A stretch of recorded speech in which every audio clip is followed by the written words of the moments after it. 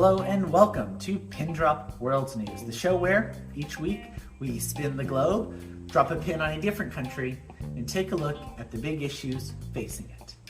I'm AJ Camacho, here to guide us through today's show as we explore the news surrounding Serbia.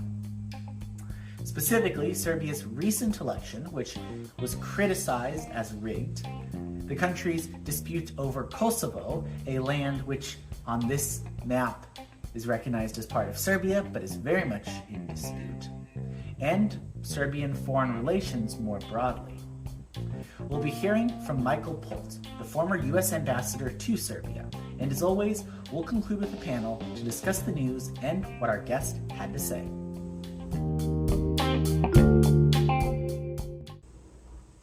But before we get into the news, it's country profile time. We don't expect you to know everything about Serbia. We certainly don't, even after a week of heavy research. So, here are some fast facts. Serbia's capital is Belgrade. Its currency is the Serbian dinar. The official language there is Serbian. Its government is a parliamentary republic. Their prime minister is Ana Brnabić. Its population is about 7 million people, and its dialing code is +381. And a fun fact, Serbia is really good at water polo. The country has won 2 gold medals in water polo at the Summer Olympics since its independence in 2006, and has won 3 more as part of Yugoslavia before that. Together, it has more gold medals in the event than any other country, except Hungary. Now, for a rundown of the country's history and politics. Our journey begins in the medieval era, when the Serbian kingdom emerged as a regional power in the Balkans under the Nemanjic dynasty. The Battle of Kosovo in 1389 is etched in history, symbolizing Serbia's resistance against the Ottoman Empire. Although the ultimate result was the integration of Serbia into the Ottoman realm. The 19th century brought significant changes in this regard. The first Serbian uprising in 1804 marked the beginning of Serbia's fight for independence from Ottoman rule. The subsequent decades saw the gradual expansion of the Serbian state, culminating in the establishment of the Kingdom of Serbia in 1882. The 20th century was marked by turbulent events. Serbia played a key role in the formation of the Kingdom of Serbs, Croats, and Slovenes in 1918, later known as Yugoslavia. The complex dynamics within Yugoslavia, however, led to tensions, and the country went through various iterations, from the kingdom to socialist Yugoslavia under Josip Broz Tito. The breakup of Yugoslavia in the early 1990s was a pivotal moment for Serbia. The Yugoslav wars ensued, and Serbia found itself at the center of regional conflicts. The leadership under Slobodan Milosevic faced international condemnation for alleged war crimes and human rights abuses. The year 2000 marked a turning point. For the past 2 years, the Serbian group Otpor, meaning resistance in Serbian, had engaged in peaceful protest against Milosevic and his regime. Now, with support from neighboring Montenegro, the Serbian Orthodox Church, and even the United States government, Otpor and opposition politicians had enough momentum to achieve real change. The bulldozer revolution saw the ousting of Milosevic from power, and Serbia embarked on a path of political and economic reform. The country transitioned into the State Union of Serbia and Montenegro, which eventually dissolved in 2006. Leaving Serbia as an independent state. In recent years, Serbia has navigated the complexities of post-conflict recovery, EU accession talks, and managing its relationship with the breakaway province of Kosovo. The issue of Kosovo remains a significant factor in Serbian politics and international relations, and you can rest assured we will be addressing it shortly.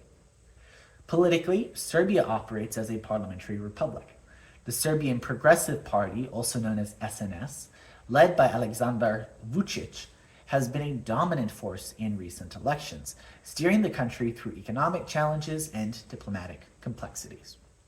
Now let's begin our discussion of the big issues, starting with the December 2023 elections in Serbia. Earlier on in 2023, Serbian President Aleksandar Vučić resigned as the head of his Serbian Progressive Party, which again is often known by its Serbian acronym SNS. Several months later, his government called a snap parliamentary election. Despite his resignation as party leader and the elections being for parliament only, not president, the elections were still largely seen as a referendum on Vučić's presidency. Things did not look too good for Vučić's SNS on the eve of the elections either. The SNS was averaging around 38% in the polls, higher than any other party, but a big blow from the outright majority it was able to enjoy at the time, and a blow that would have drastically hampered its power and possibly cost the SNS its government. Vučić and the SNS's declining popularity stemmed largely from high inflation that peaked at around 8% last year, and two mass shootings that shook the country. These factors spawned combined right-wing and left-wing protests against Vučić that demanded greater freedom of the press, among other demands. For context, Freedom House classifies Serbia as only partly free, primarily due to the SNS's influence on the country's media.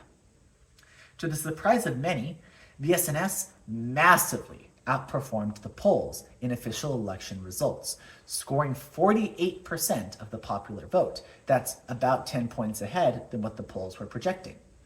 No sooner, however, were the results announced than the opposition Serbia Against Violence coalition claimed that the election was riddled with fraud, including through the busing of ethnic Serbs from Bosnia into Serbia to vote in the election and vote buying, vote pressuring, and various other problems. The opposition's claims were supported by several NGOs observing the elections. The organization CRTA released a preliminary report in December corroborating the opposition's claims. Quote, photographic or video evidence was collected of large-scale organized migration of voters from within other regions in Serbia and from abroad. CRTA observers recorded several logistical centers from where the voters were sent to polling stations across Belgrade. Instances of voter transportation, supervised voting, or irregularities that point to potential voter identity manipulations were identified at 14% of all polling stations in Belgrade. End quote. In response to these reports of fraud, protests broke out across the country, with especially strong ones occurring in Belgrade that threatened to storm the capital's city hall. Many Serbian politicians are demanding the official results be overturned, and even that the European Union intervene and probe the election's conduct. European and American officials have both expressed their displeasure with the irregularities in the election, and some EU Commission officials even pointed out that election integrity was necessary for any prospective EU member. That's important because Serbia has been a candidate for EU membership for over a decade now, and it seems that December's elections risk regressing Belgrade's journey to join Brussels. But more on that in a bit. Let's now focus on the second big issue of today's episode, Kosovo. At the southern end of Serbia, bordering Albania, lies the land of Kosovo. Notably, Kosovans are 95% ethnic Albanians, while only about 1.5% ethnic Serbs. Similarly, the land is about 95% Muslim and only about 4% Christian. After conquests in 1912 during the First Balkan War, a young Serbia claimed the land of Kosovo. After the 20th century, when both were members of Yugoslavia, the issue died down, but re-emerged when an independent Serbia, led by Milosevic, made clear it would continue to claim Kosovo and cracked down on that territory's autonomy. After intervention from NATO, Serbia granted greater autonomy back to Kosovo, but the Kosovans wanted more and, in 2008, declared their independence. Ever since Kosovo's recognition as a state independent from Serbia, Well, that's been a topic that's remained a huge point of contention, with the Western camp of global geopolitics, North America and Europe, generally recognizing Kosovo as independent, although there are exceptions to that. By contrast, the East, including Russia and China, typically consider Kosovo to be a rightful part of Serbia that is in rebellion. Tensions flared in 2023 when Kosovo insisted that even ethnic Serbs in the territory would need to use distinctly Kosovan license plates for their cars, and Serbian license plates would no longer be accepted. These tensions sparked protests and even violence. A pair of shootings last year saw both ethnically Serbian gunmen and Kosovan police killed. Municipal elections in June were boycotted by Kosovo's Serbian population, allowing ethnically Albanian politicians to be elected in Serbian majority towns. Kosovo's Prime Minister, Albin Kurti, claimed that the subsequent mob violence that broke out in response to the elections was not about Serbian people, but about attempts by Serbia to exert influence over Kosovo. On the other hand, we have these mobs. It's not about Serbian people. It's about certain orchestrated violent mobs who are there to destabilize Kosovo and to play for the larger hegemony of official Belgrade. You know, official Belgrade is in search for time machine. Sometimes they want to go prior to the year 2008 when we declared independence, and sometimes prior to the year 1999 when we got liberated. But there is no such thing as time machine. We have to look forward, and future is European Union, democracy, human rights, rule of law, NATO. Now, of course, Vučić, the Serbian government, and even certain officials within the United States and the EU were critical of Kosovo's decision to install the elected officials in Serbian majority areas who were largely Albanians. These are areas where the voter turnout rate was extremely low, sometimes in the single digits. But take note of what Kurti says at the end of that interview, talking about a future in the EU and in NATO. That is a key argument to many in Kosovo and across Serbia for that matter. If both were to join the European Union, the subsequent removal of border crossings, adoption of a common currency, etc., would make Kosovo and Serbia close enough to being the same country to satisfy Serbia and independent enough to assuage Kosovo, or at least that's how the argument goes. Not everyone shares this view, of course, with prominent Serbian politicians across several parties demanding accession to the European Union on the condition that Kosovo remains in Serbia. In the past several months, the situation appears to have calmed down from its 2023 peak, but it is obvious to anyone that the final status of Kosovo will still need to be resolved someday. Now let's return to that topic that's been teased out a few times, for our final big issue, which is Serbian foreign policy. Serbia is in a position that longtime listeners and viewers of PINDROP will recognize. A small country, geographically close to both Western and Eastern major powers. Serbia, therefore, has plotted a course similar to that of Mongolia, Nepal, and others. A third way that seeks good relations with both geopolitical camps. It should be noted that this is not just a pragmatic matter, as it might be seen in the perspective of Mongolia or Nepal, but one deeply rooted in the history of the Serbian people. For centuries, the Russian Empire claimed to be the defender of all Slavic peoples, including the Serbs. Indeed, World War I started because Austria-Hungary was attacking Serbia, and Russia stepped in to defend the Serbs. Equally, Serbia today is much closer to Europe and sees a lot to gain in the economic and mobility benefits of EU membership. Officially, President Vučić and the SNS are in favor of EU membership, but this has not stopped many decisions and statements that sound quite friendly to Russia and China. In October, for example, Serbia signed a free trade agreement with China. More notably, Vučić's government has professed repeated neutrality over the Russian invasion of Ukraine.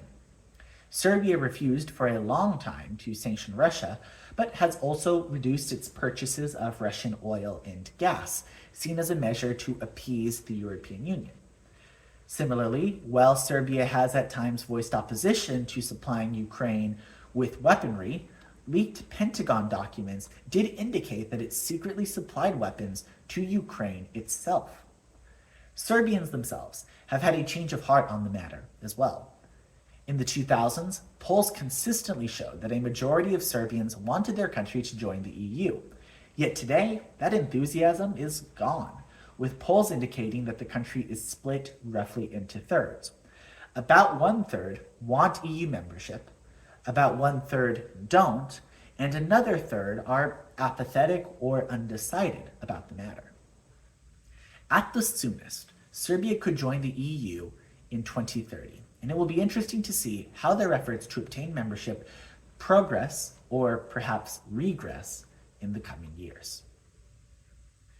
That does it for our discussion of the history and politics of Serbia. We're going to go next to our guest interview with Ambassador Michael Polt, and after that, I'll see you again with Nick and Diego, my co-producers, for the PINDROP panel. Hello, folks, and welcome to PINDROP World News. I'm AJ Camacho, and I'm speaking right now with Ambassador Michael C. Polt. He is the Arizona State University Ambassador in Residence and a professor of practice. He is also the co-founder of Leadership Diplomacy in the National Security Lab. And most importantly, for the purposes of our conversation today, he served as the United States Ambassador to Serbia.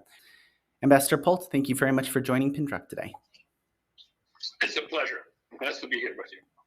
So I want to start with, I think, the reason that a lot of folks might have been paying attention to Serbia in this last month, which is its elections that occurred in December. These were snap parliamentary elections, not presidential elections. And we saw a result that outperformed the polls in terms of the incumbent SNS party and Vučić receiving a higher percentage than what was expected. And it was alleged later by the opposition, Serbians Against Violence, as well as various international observers, that these were not free and fair elections, that there was a degree of somewhere between voter pressuring, some alleged busing in ethnic Serbs from the Republika Srpska in Bosnia and Herzegovina. So I just want to hear what your take is of these elections. Well, I concur with the OSCE observers and other international reliable participants in observing the election that there were a number of reported flaws in the overall process and in the way the election was conducted. It is clear also from the reaction by Mr. Vučić and his government that not allowing the examination of the alleged irregularities and in fact attacking, if you wish, the observers, not in a verbal sense, not in a physical sense, suggests that this was anything but a free and fair process that freely expressed the wishes of the Serbian people. Mm-hmm. And a follow-up question to that is, to what degree do you think that these actions that were taken, this corruption of the election, would have overturned the eventual result? Polling did suggest that the SNS was in the lead, if not by as substantial of a margin relative to their parties and coalitions. Does it appear that this could have been substantial enough to have changed the results of the parliamentary election, or does it not appear to have been that massive from your understanding? You know, that level of detail is hard for us on the outside to determine. I mean, we don't really know whether there was enough, what was the level of corruption that would have actually changed the eventual outcome. And to me, to be very frank, having worked with our Serbian friends over the years that I was there, that's not really the most important part. Mm-hmm. I think the important part is that the Serbian people deserve a free and democratic and fair societal context for projecting their future into a better future and in a Euro-Atlantic integration process, which has been in multiple ways discussed and expressed amongst the Serbian people. In order for them to get there, they need to have a level playing field.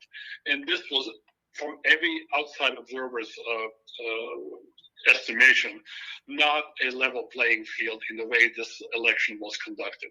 So it's not so much about the degree of corruption or the degree of irregularity or whether it would have changed the outcome or wouldn't have changed the outcome. It's about the responsibility of all the players, all the public servants, of all the members of the civil discourse in Serbia to go ahead and assure that the process is free and open and fair. And then the outcome will be whatever the people decide. That's the important point. Ambassador Polt, I think a lot of our audience will think, when they think of Serbia and government change, will think of Otpor and their action against Milosevic. This is an organization that, of course, formally disbanded the year you became ambassador to Serbia. I have kind of a two-pronged question here. Number one, what really became of those folks who were involved in Otpor? Did a lot of them stay in Serbian politics? And the follow-up question to that is, do you think that there are prospects of another mass mobilization on this level in the near future in Serbia? I remember meeting a number of the former Otpor members and always found them to be very impressive young people who cared a lot about their country and wanted to go ahead and go exactly in the direction that I just mentioned in my previous response, and that is to go ahead and provide Serbia and the Serbian people that perspective for the future, rather than the grievance of the past, in order for them to go ahead and achieve what, in vast majority numbers, the Serbian people that I had contact with throughout my years there was expressed over and over again, which is the same thing that people around the world want for themselves. They want to have a safe environment, decent employment, a family that can function well, where the young people see a future for themselves. And Otpor stood for so much of that in its work, and the people didn't disappear after the organization dissolved, but simply continued to stay, in many cases, at least in my interaction with them, stayed active in the dialogue in the country to go ahead and bring Serbia to where the Serbian people had said they want to be. Because I think, Francisco, the most important part of all this is it really doesn't matter what Americans think, or what the OSCE thinks, or what other Europeans think. It really only matters what the Serbian people want for themselves. And for those of us who want to be friends of the Serbian people, and the American people certainly are friends of the Serbian people, and so are their European neighbors. They want to help them get to where they want to go. And the question is, what are the obstacles in that path? And how can we help those people who want to remove those obstacles and allow the Serbian people to go to where they want to go? To be sure, that's something I've come to learn a lot over the process of doing this show. In addition to that, it's not just what America wants. A lot of people think very differently than Americans think when it comes to a lot of these political issues. I want to focus on one of them. And unfortunately, this question does somewhat involve what do Americans think, and that is Kosovo. My fundamental question here is, on one hand, why does Serbia care so much about keeping Kosovo under its jurisdiction? And on the other hand, the United States chooses not to support many breakaway states, many potential states that have done the same thing that Kosovo has done when it declared independence in 2008. Why does the US and NATO support Kosovo so much? What is the interest in the resolution of this conflict on the part of the Serbians and on the part of the Americans and NATO? I'll answer your question in two ways that the best way I can describe my view of the Kosovo issue, where you have to actually go back to Yugoslavia as a starting point. The breakup of Yugoslavia was the breakup of all the constituent elements of what formed that state during the Tito era over the many years that it existed. And all the parts of the former Yugoslavia are separated out by virtue of the forces inside that construct to seek a different form, to seek a different status, to seek a different arrangement for their national ambition. Whether it is starting from Slovenia to Croatia to Serbia to Montenegro to Kosovo, to all the parts that formed the former Yugoslavia. It was the will of those people to go ahead and come to a different arrangement for their national future. Now, the important part in all this is, and many of the countries of the former Yugoslavia have realized that ambition already, is to, as they were separating, to reintegrate it in the broader Europe. So ask the Slovenians or the Croatians how important their national borders are to them in relation to their neighbors in the rest of the European Union. They're meaningless. I used to carry around meaningless only in the sense that they are not barriers to the movement of people or goods or the overall relationships within that in the greater European Union context. I used to carry a black and white picture in my pocket while I was ambassador in Serbia and Montenegro during my beginning of my time there, of the border between Belgium and Luxembourg. And it was and I used to pull it out regularly to show to people that border, that black and white picture was an unpaved country road on which was a small country restaurant, a countryside restaurant. That was the border.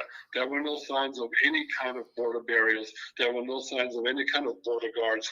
There was nothing there except two countries living side by side, not really caring about the physical, the imagined physical barriers between the two, because there weren't any. I think that was the ambition of the constituent parts of the former Yugoslavia, and I think that's the way the future of Kosovo in its relationship to Serbia should be seen. And that's what I always advocated to my Serbian friends while I was there. Mm-hmm. And on this note of that European system, that borderless system, the Schengen area, and Serbia's aspirations to enter it, how much does Kosovo play into that? I know that a lot of Serbian politicians have said that they would not join the EU unless it conceded on Kosovo being part of Serbia. That's been a red line for many. But on the other hand, if they were to both be independent, there could be a lot of functional similarities, like you talked about, with border crossings being practically absent.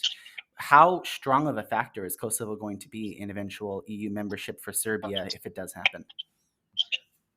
It's going to be a critical factor.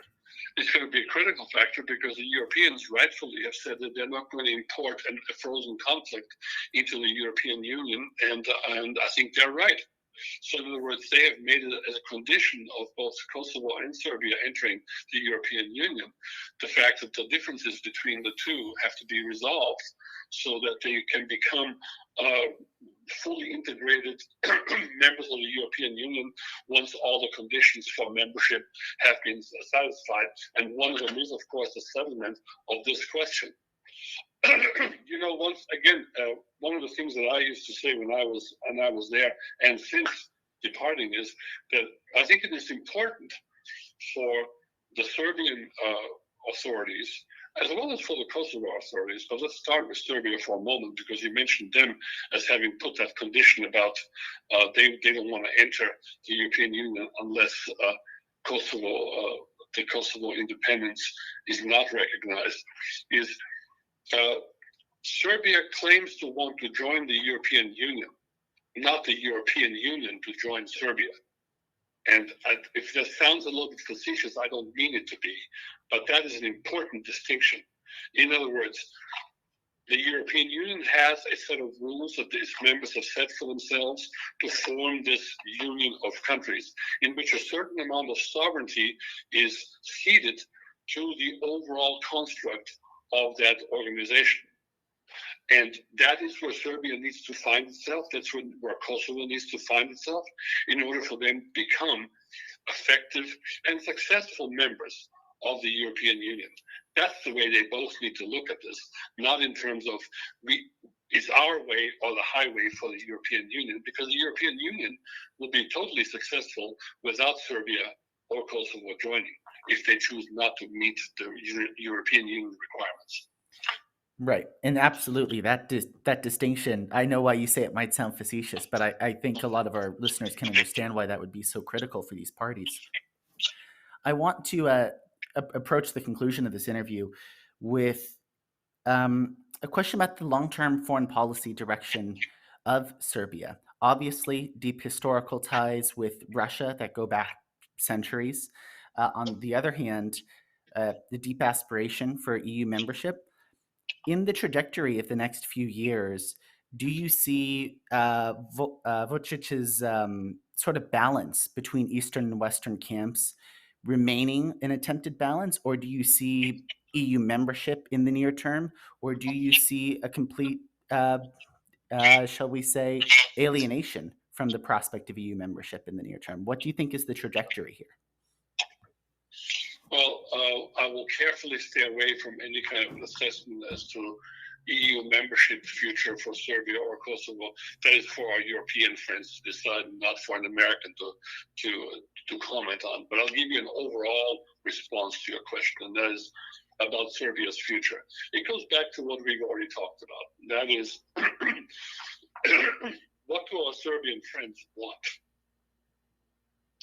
And it is, in my view, not possible to be a friend of Mr. Putin and what he's doing in Ukraine, and at the same time say, I would like to be a friend of and a member of the European Union, and all the principles and values that the European Union stands for, or for that matter, the transatlantic community stands for, the free democratic world stands for.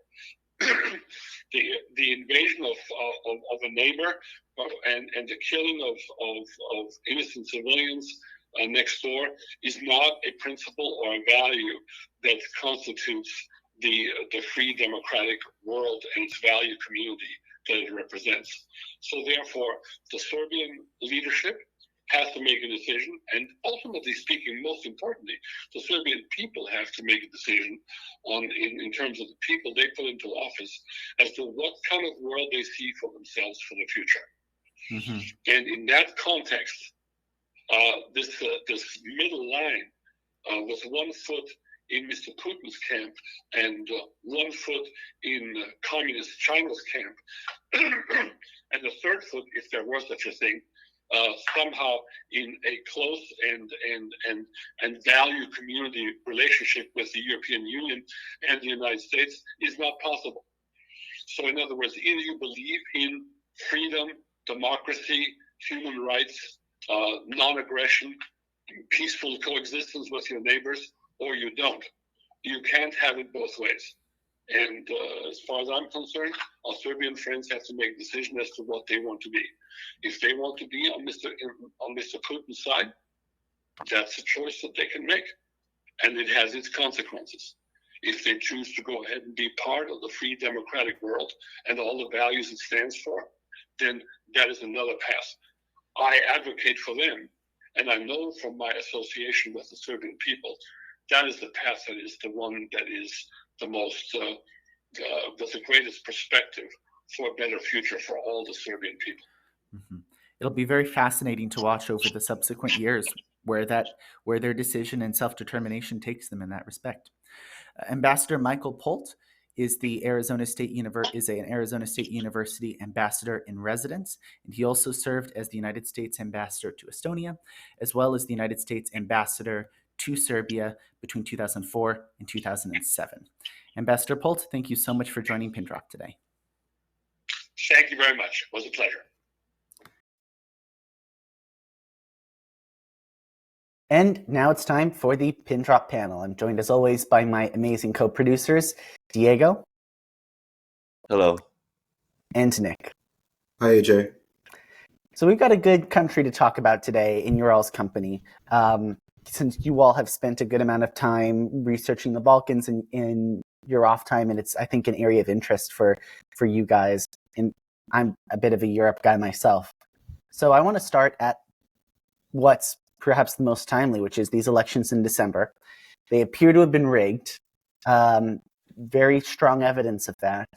The opposition party has invited Ursula von der Leyen in the European Union to probe the elections. It also doesn't seem like there's a whole lot that's going to happen at the moment. Just want to hear you all's takes about this election. What do we see? I honestly don't have that much to add on from what Ambassador Polt said in the interview. I think Serbia is at a crossroads where they have to choose whether they want to be a state like Russia or sort of enter into more the free democratic world. You can't do both at once. So it'll be interesting to see what happens. There were like mass protests on the streets. It'll be interesting to see to what extent this is like a Serbian spring. I don't want to be that annoying guy who compares every protest to the Arab Spring. Like, I'm not trying to do that, but it'll be interesting to see what happens. But yeah, like Ambassador Polt said, they're at a crossroads. And this is a country that has a precedent for something like that too. When we look at Otpor in the late 90s and 2000, a civic unrest, political organization that created, the bulldozer revolution, and actually did succeed in overthrowing a dictator. Now, I'm not saying that Vučić is a dictator, but there is a precedent for that type of political action. Nick, any thoughts? Yeah, well, it's pretty depressing to start off with. Serbia is a country that had, as we were just talking about, a pretty strong pro-democracy movement, especially in the early 2000s. The people who ousted Milosevic, they were, when you study East Europe and pro-democracy movements and anti-authoritarianism movements, the anti-Milosevic crowd are like the go-to crystal perfect example that actually inspired people across the post-communist world. They were pioneering things like election monitoring to make sure that results were fair. They were crossing a line that is really hard for a lot of opposition movements to cross, where you break out of the urban young demographic and gain popularity in the countryside and with older people and with rural people. So it was a really great, successful movement, and it's pretty depressing to watch a lot of their work be undone by a new generation of would-be authoritarians.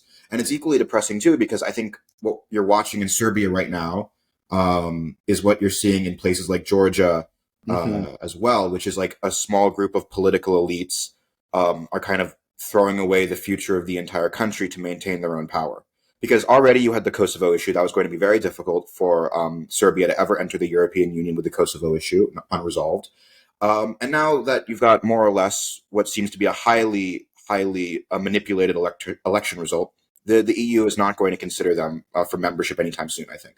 And Serbia is a relatively poor country compared to EU members. And for a lot of people in the country who wanted a brighter future for Serbia, the EU was the path forward. And I think that Vučić has thrown that away basically in the past few weeks. So it's very sad, actually. It is sad. And it perplexes me too on the level that when you look at what the polls were suggesting, it seemed more likely than not that the SNS was going to be able to remain the largest party in parliament, in that there would not be able to be a coalition that could form a government against them.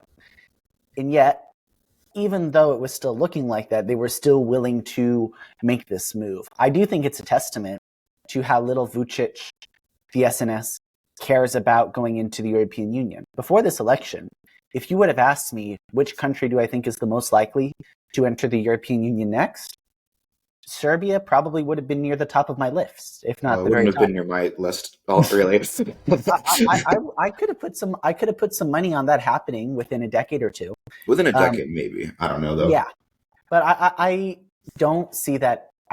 It seems very far away after an incident like this, and I think a lot about how this is, to your point, Nick, something that we're seeing in these Eastern European countries. And some of our listeners who are sort of IA oriented like us might be aware of this general idea, but I think Serbia is kind of showcasing it, which is that these are countries that were behind the Iron Curtain, and they didn't have these big democratic institutions that have had the big time to develop and solidify and become important in defining of the country in the same way that the United States did, in the same way that most of Western Europe did. And as a result, that's how we get situations like Poland and Hungary, where there's a lot of good evidence that democracy is going quite well, but it sometimes only takes one leader to kind of shoot it down for the foreseeable future. And within those veins, I think this is a good moment to transition towards the EU, because this is also, again, a reason I think that Serbia's odds have just gone down dramatically for being in the European Union for a long time. Germany kind of won out when the Soviet Union collapsed, when the Iron Curtain was torn away, in that they wanted to admit these Eastern Bloc countries on the idea that they were democratic enough and that the EU would be able to influence them in a way to keep them democratic and to keep the Union strong. But after what we saw with Poland's previous government before Tusk's return, and still in Hungary with Orban, is that that was not always what actually happened, and that a lot of these countries, in fact, were kind of had a significant amount of aggression and were able to obstruct a lot of what the EU wanted to do. This incident of the Serbian election kind of seems to just indicate that, yeah, the EU might be right to be very cautious and slow about who it admits. But let's talk about Kosovo for a second, too. I asked Ambassador Polt, he didn't really answer me very straightly on the question of why Serbia cares about Kosovo so much. But I think before this panel, Nick, you had a pretty good explanation that made a lot of sense to me, that a lot of it just comes down to history and how they felt that they were treated under Yugoslavia. Could you share that? I mean, I think it's less history than more collective historic memory, which is a bit different, right?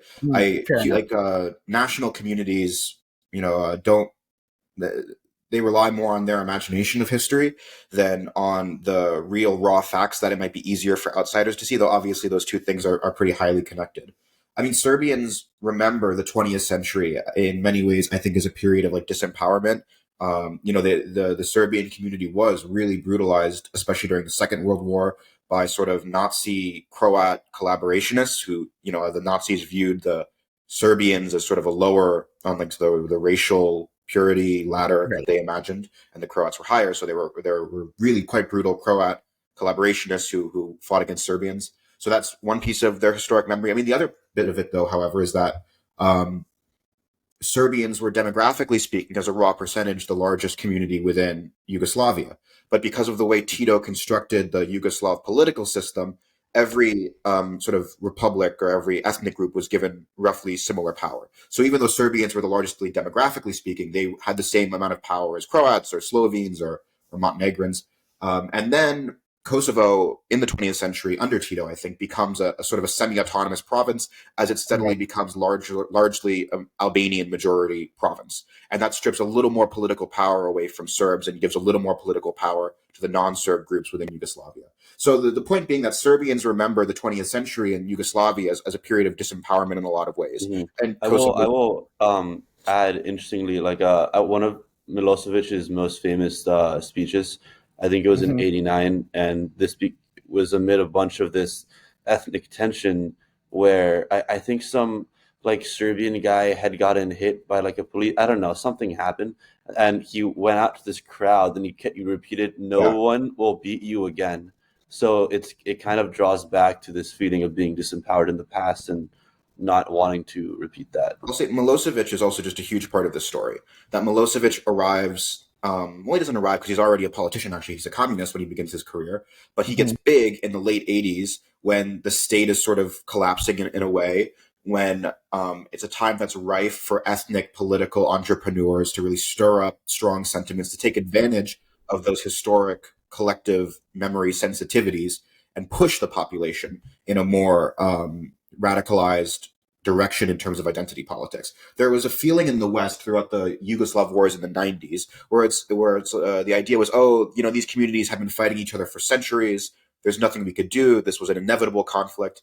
And that's partially true because there had been a lot of violence, historically speaking, in the Balkans, but there had also been long periods of peace and coexistence. The idea that these were like inevitable conflicts, I don't really think is true. I think they happened because of particular political decisions made either by Tito in terms of maybe his solution to balancing ethnic political power in Yugoslavia wasn't perfect, but more so by elites like Milosevic, who took advantage of that and grabbed onto these ideas that are naturally really powerful ideas, things about ethnic claim, things about feeling humiliated or emasculated, ethnically speaking, and he pushed those in a more radical, violent direction. So there were specific choices made by specific political actors.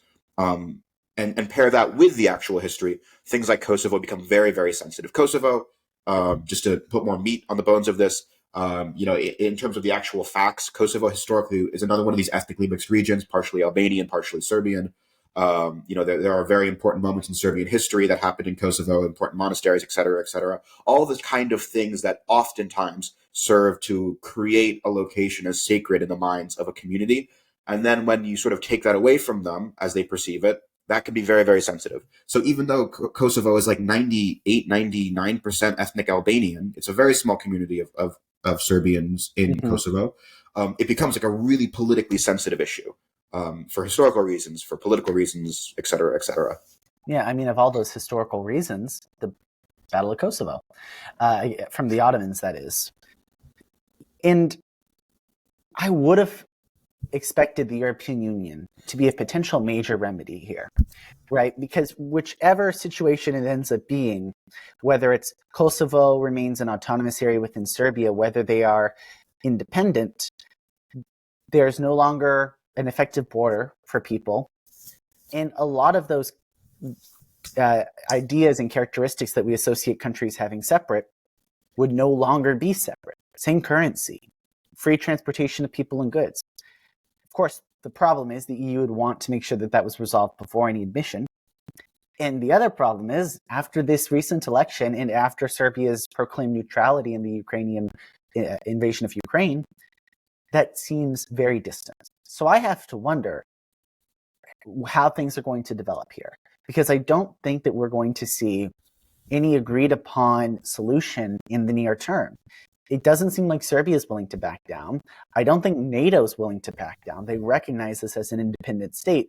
They would have to treat a Serbian invasion of Kosovo, at least nominally speaking, on the same level of a Russian invasion of Ukraine, albeit different power disparities there. Yeah. But it would be treated as an interstate invasion.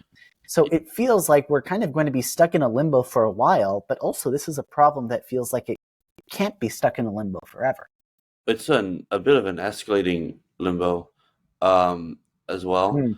Not to the point where I'm not like worried right now that there's going to be a war or anything, but I mean, it's we spoke about the license plate disputes, for example, which raised a lot of tensions. Basically, Kosovo said if you had a license plate that was a Serbian license plate from before independence, you can't have that anymore. And that produced a lot of ethnic tensions. But the main thing was there were these elections. It was, I believe, parliamentary elections that happened last spring. I think it was in April. And I think you're thinking of the mayoral elections in Kosovo? Or yes, the mayoral elections, I believe in April. And the Serbian parties boycotted the elections because they wanted more autonomy and these types of things that have been these sort of older grievances. So then their parties didn't run, so then a bunch of like random Albanian guys who normally wouldn't have won in those regions won. And then Kosovo decided to install them anyways, even though I think like 3.5% of the population voted or something. Or in some jurisdictions it was that low. Yeah, it was like very, very low. I think even the US and the EU condemned Kosovo installing the mayors into those cities. But they installed them, and then there were some riots in October, I think, or September. Some armed Serbian guys got holed up in an Orthodox monastery and clashed with police. And then later on, when they were physically installing the Albanian mayors, they brought NATO peacekeepers to do it, and they were kind of attacked by a mob, and like 25% of them 25 of them got injured. So I mean, I don't think it's quite and I believe the Serbian army was mobilizing along the Yeah. Kosovo's border. So again, I don't think it's, even though things have escalated, I'm not like gonna be like a doomer, like, oh my God, there's gonna be a war soon or anything. Well, But because it's scary. the It's definitely last not. major It's not good. escalation, Yeah. and it's worth noting, the last major escalation was like a half a year ago. So for the past 6 months, Yeah. it doesn't seem like things have gotten worse. And there was a brief moment where the U.S. was warning Kosovo that they were seeing an unprecedented troop buildup by Serbian Yeah. forces on the border. And that didn't happen, and those forces have gone away. So it was escalating. It appears things have simmered down, but they've only been simmering for so long. Well, in my experience with these types of conflicts, these types of events end up coming back It always will. sometimes. So we'll see what happens. Mm-hmm. I want to end briefly on just the question of the long-term future of Serbia. Ambassador Polt didn't want to comment on this very much, understandably so. But is this long-term foreign policy balance that we've seen Vučić kind of walking between Russia and China on the one hand, and the European Union on the other hand, where do we see it going? On the one hand, he pays his lip service to the EU, weans himself off of Russian oil imports and gas imports. On the other hand, increasing cooperation with China, signs a free trade deal, and it takes no concern over rigged elections, which we should specify. It's not clear whether Vučić himself or his party was involved in these irregularities. It's only clear that there were these irregularities happening, although one might say it's hard to imagine some people in power were not aware for this to be able to occur. Okay. Well, I'm going to compare him with Turkey, which I think is also trying to do a similar balancing act. And see, Turkey, I believe, is able to do this to a much greater extent because they're more strategically important. They're along very strategic straits. They're in NATO at a time when certain NATO votes are very important. Whereas, and they're like a significant player in the Middle East as well. Whereas I don't think I think Serbia lacks the strategic importance to be able to pull off the same balancing act that Erdogan does and how that be sustainable. Because I mean, Ambassador Polt put it well when he said, "Yeah, the EU doesn't need Serbia. Serbia needs the EU more than the EU needs Serbia." So the EU isn't gonna have to, like, in the way that NATO had to kind of bend over backward to Turkey to grant what I think were BS concessions on the PKK for political gain before the elections. The EU is not going to do that for Serbia. They're going to be like, okay, bye. If it becomes too difficult, they're not going to bend over backwards to get Serbia in the EU. So I don't think this balancing act is as sustainable for Serbia as it is for Turkey, and even for Turkey, it's causing problems. I'll take up the baton of being like a more intense Serbia doomer, because I in doing research for this episode, I grew much more concerned. I haven't been following the Balkans very closely recently, but I think the situation there vis-a-vis democracy is much worse than a lot of people would have thought. I mean, you recently had an incident where a member of the opposition party made a social media post basically commemorating war crimes committed against Albanians by the Serbian army in the 1990s, apologizing for them as a Serbian. And the response was that he was arrested and he was beaten so brutally, not by local police even, but by the Secret Service of Serbia. These are people who are relatively well connected to the president. The Secret Service beat him so badly that he's partially paralyzed, and he remains facing charges, by the way. So this is the environment we're talking about in Serbia. I think that there's a good risk. I think that what often can happen in these situations with a rigged election is that it's not that the EU loses interest, it's that over time it becomes more severe to the point where the EU starts to punish you. And this is sort of what happened in Belarus after 2020, that the fraud was so intense and the crackdown was so vicious that the EU punished Belarus, and it drove Belarus in a more Russian-friendly direction, which I think is a distinct possibility here. Like, if you can't really go to Europe, because Europe isn't going to be okay with the fact that you're rigging elections and brutally assaulting opposition parliament members, you're going to go to China and Russia. So I think maybe I'm in agreement with Diego about this. I don't think there's much of a European future here unless the government changes course relatively soon. If I can try and be the medium between you two guys, I'd like to highlight, first of all, that although this is horrible, what has happened to this opposition figure, he's the head of the Serbian Republican Party, which has basically never held power at any level. So the idea that this was done for political reasons of trying to suppress the opposition, there's not. I would argue there's not a lot of strength there. It does say a lot about the secret police and their lack of respect for human rights. On the other hand, a party that's never had a seat in parliament. So it does say some bad things. It also might attest to it not being particularly politically motivated in terms of being afraid of the power of this opposition figure.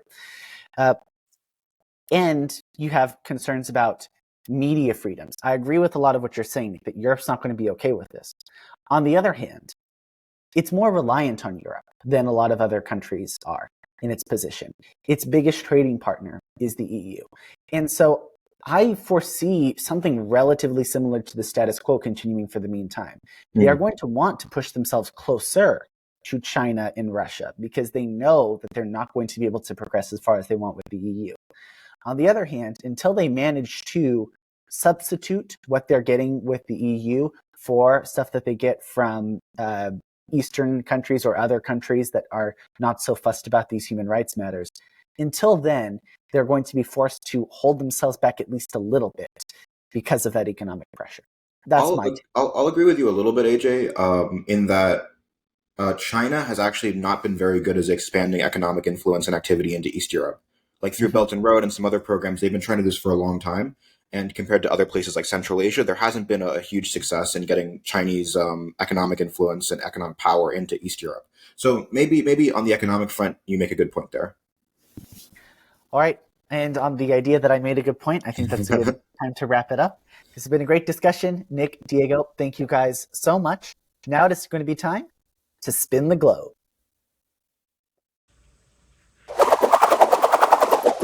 And our pin has dropped on.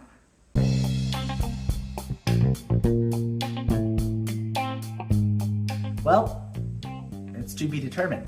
Nick, Diego, and I are each working on our own projects with PinDrop, and we're willing to wait and see which one seems to be progressed along the most when it's time for us to come out with a new episode. Don't think that I've forgotten that we originally said that our next episode would be Kurdistan. That is still very much in the works, but that's an episode that Nick and Diego are particularly passionate about and want to get as perfect as they can. So expect to hear from us more soon. One more note, PinDrop is a small project that Nick, Diego, and I enjoy running, but we have been steadily growing over these past months. We would love to be able to devote more time and effort to PinDrop, but without it growing bigger, we just can't do that with our other commitments. So if you would like to help PinDrop grow and produce more content and help us three out, there are a few things you can do. First and foremost is word of mouth. Be that through conversations with friends and family who you know are interested in international news, or through social media. If you're watching on YouTube, leaving a comment and liking do wonders for our viewership through the algorithm. Likewise, reviewing PinDrop on your podcast app would help us immensely. Regardless of how or if you help PinDrop grow, thanks for your support, even if it's just listening or watching. Also, we're in the process of deciding our fan-chosen episode for this season, so make sure to listen to this episode on Spotify, because there in the episode, as it appears on the app, you will see a poll with the nominations that we have received. Go ahead and cast your vote for what you want our fan-chosen episode to be. Now, if you want to make sure that new episodes of PinDrop are always downloaded to your device automatically, make sure to follow or subscribe on your podcast app. If you're watching on YouTube, please consider subscribing to our channel and ringing the bell to hear notifications whenever we publish new content. Our guest today was Michael Polt. Our panelists and the three co-producers of PINDROP World News were myself, Francisco AJ Camacho, Diego Austin, and Nicholas Castillo. PINDROP World News was created by Ian Kearns.